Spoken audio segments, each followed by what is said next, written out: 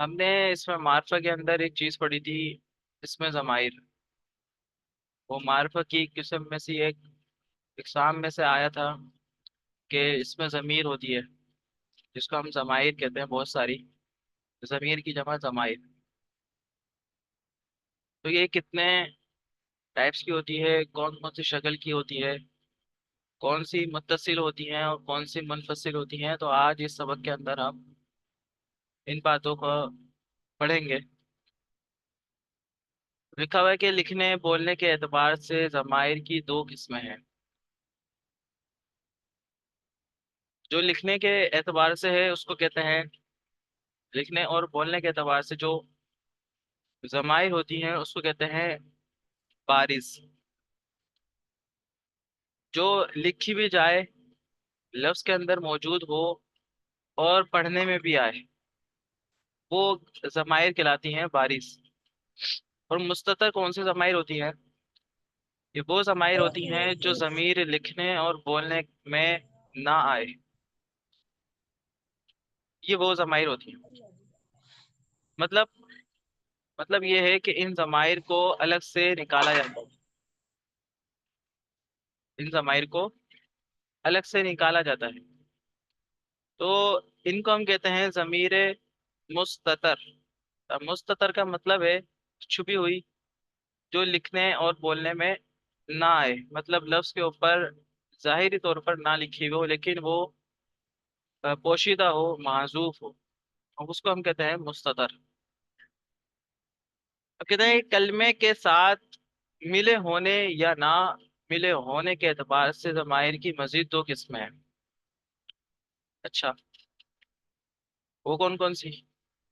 وہ ایک ہے متصل، متصل کا مطلب ملا ہونا، اور منفصل اس کا مطلب ہے جدا ہونا، مطلب لفظ سے جدا ہونا ضمیر کا۔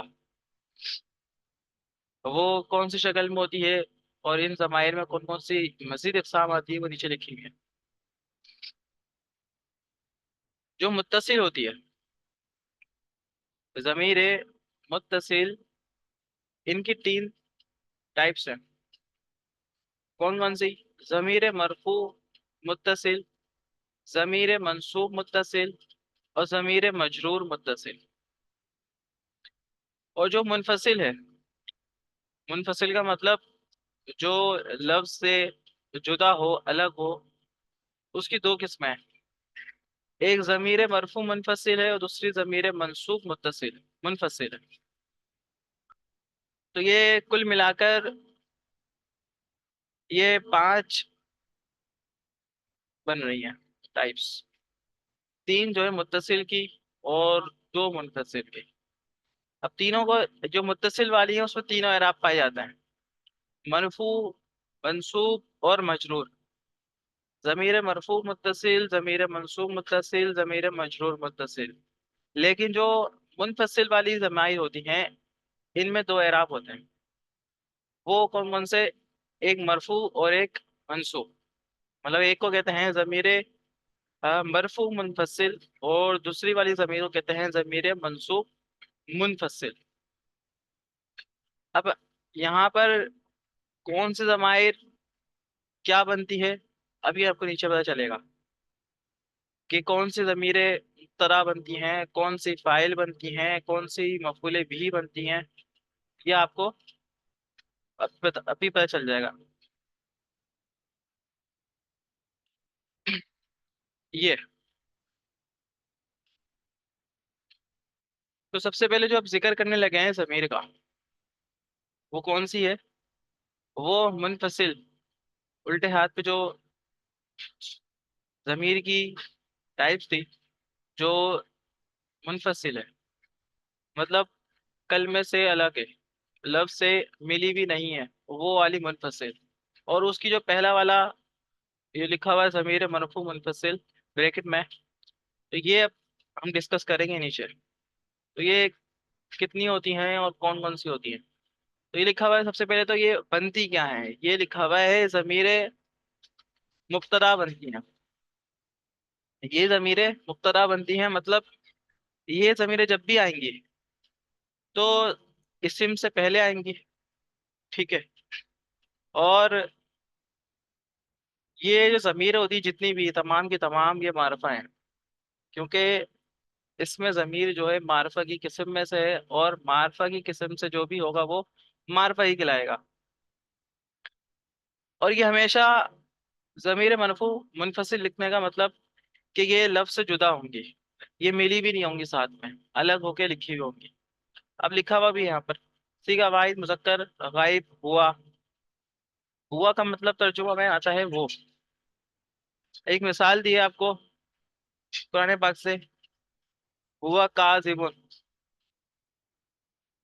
کاذب کہتے ہیں جھوٹے کو، ہوا مانے وہ، ہوا معرفہ، کاذب نکرہ، نکرہ پلس معرفہ۔ ہم نے پڑھا تھا کہ پہلے والے کو کہتے ہیں مبتدا، اور دوسرے والے کے نکرہ کو کہتے ہیں خبر۔ اب مبتدا اپنی خبر سے مل کر کیا بنے گا؟ مبتدا اپنی خبر سے مل کر جملہ اسمیہ بنے گا۔ جملہ اسمیہ، جملہ اسمیہ کا ترجمہ کرتے وقت ہم نے کہا تھا کہ پہلے کریں گے مبتدا کا، پھر بعد میں کریں گے خبر کا، پھر آخر میں ہے اور ہے لگا دیں گے۔ تو ترجمہ اب کرتے ہیں اس کا۔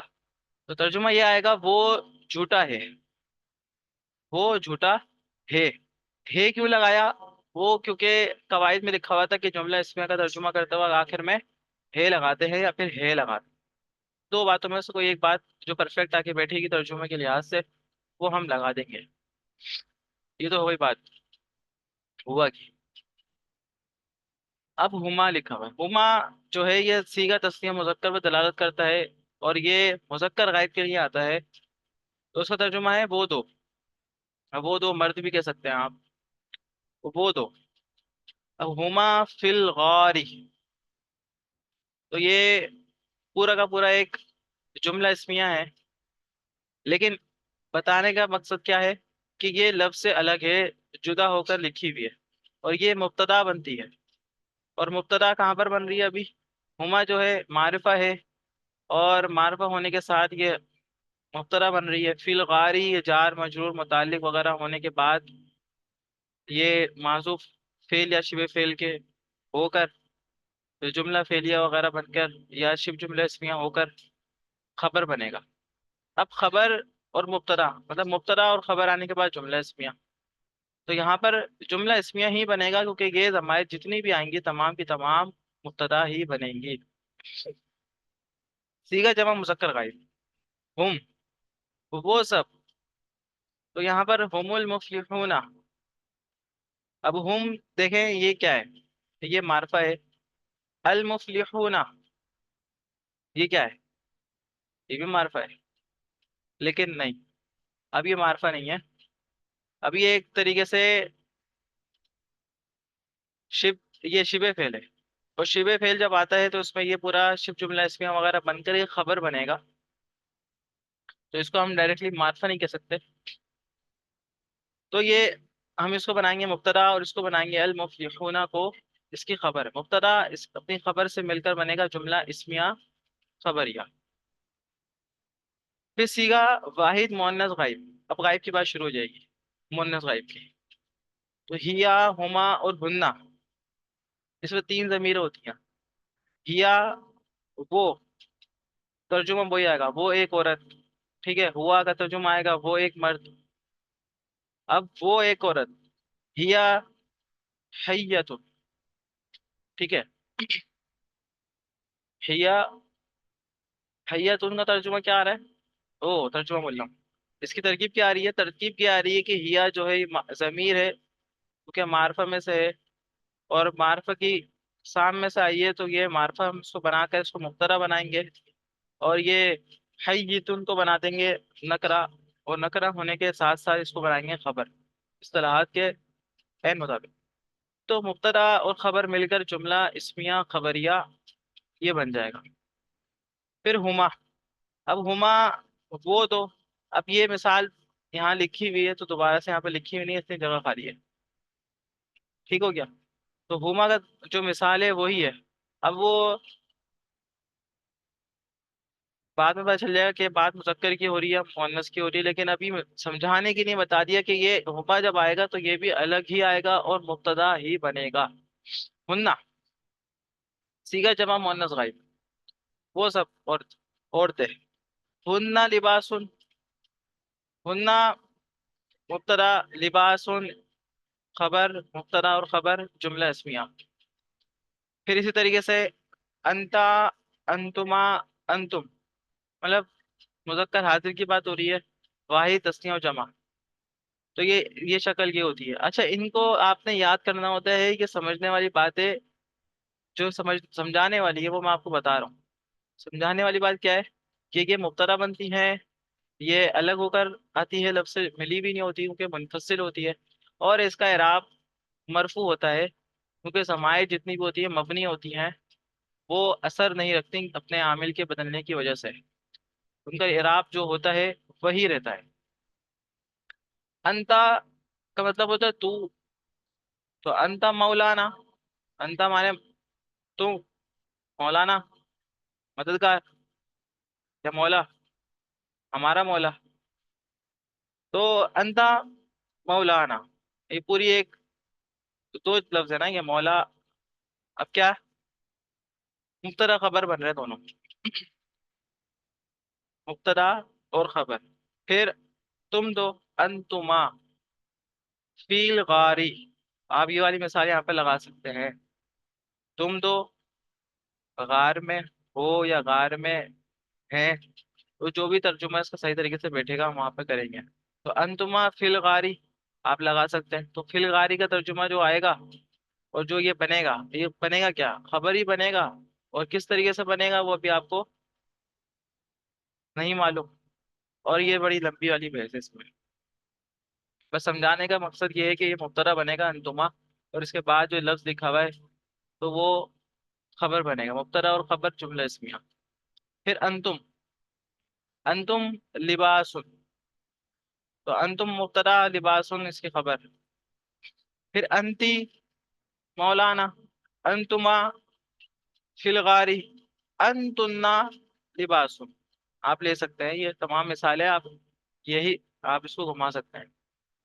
پھر انا بشر، نحنو قوم، تو یہ تمام کے تمام جو ضمائر کی ٹیبل لکھی ہوئی ہے یہاں پر، وہ ضمیر مرفوع منفصل جو یہ ٹیبل ہے، آپ اس کو گردان تو نہیں کہہ سکتے